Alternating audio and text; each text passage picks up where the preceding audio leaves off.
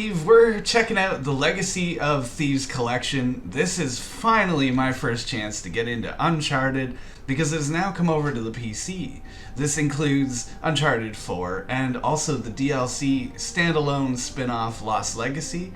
It has a lot of upgrades as it comes to PC here, but I'm basically brand new to the whole series. But what was your first impression getting into this around? Because I'm pretty certain you had played once before.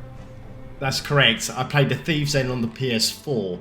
So to actually try again on PC, and I have to say, Sony, PlayStation, just knocked this one out of the park.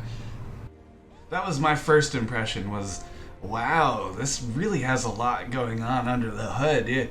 You're playing on with a 980, I believe, and I have the 1660 card, so just a little bit of a difference there. Hopefully it's represented well in the gameplay that we have, but if that doesn't convince you, let me tell you, it looks gorgeous. There's a lot of particle effect, there's a lot of just lighting and dynamic changes happening in the scenes.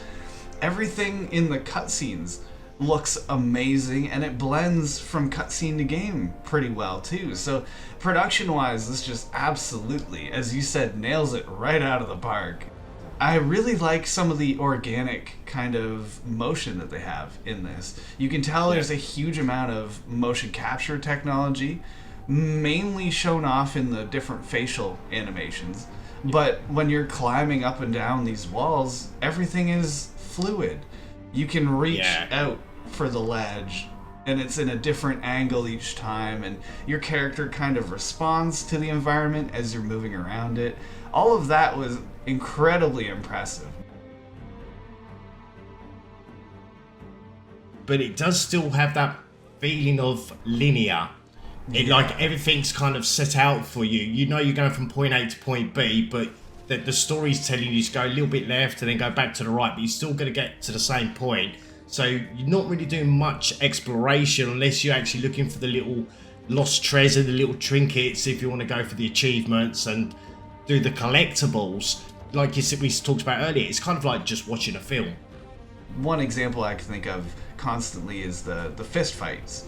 So there's scenes early on where you're in a prison, you're fighting some of the other prisoners, and although you can turn and face another prisoner and kind of pick who you're fighting, it feels very on rails.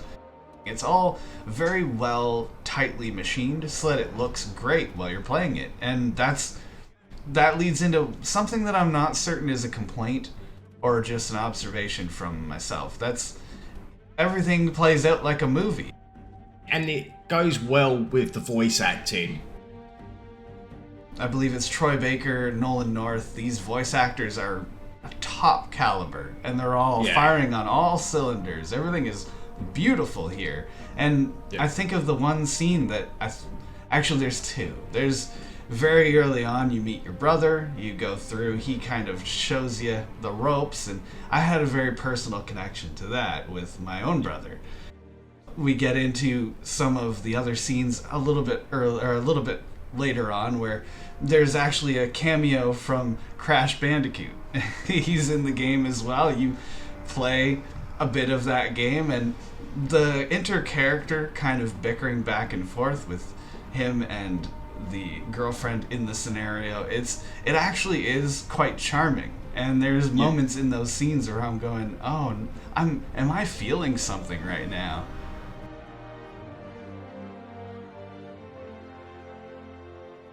Is AAA plus. I'm going to put a little plus on there because this is the second time this game has come around.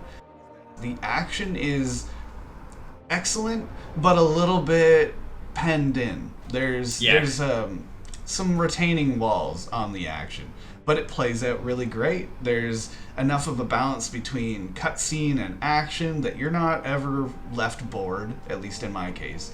And the exploration, the kind of moving around, the walls, climbing, everything looks so fluid and great. This is absolutely a modern game with modern technology and amazing motion capture and voice acting. I'm there with an 8.5. And I have to say, if you've got a good PC and you never managed to get hold of a PS5, then I would highly recommend, if your PC's up for it, get this game, try it out if you've not already, because it is digitally enhanced. It does play really well. Everything's just like if you're playing on a console. I did find it, because I've already played Thieves End before, and I found it a bit linear from point A to B like we talked about. And I'm going to give this a 9 out of 10. A well-deserved 9 out of 10.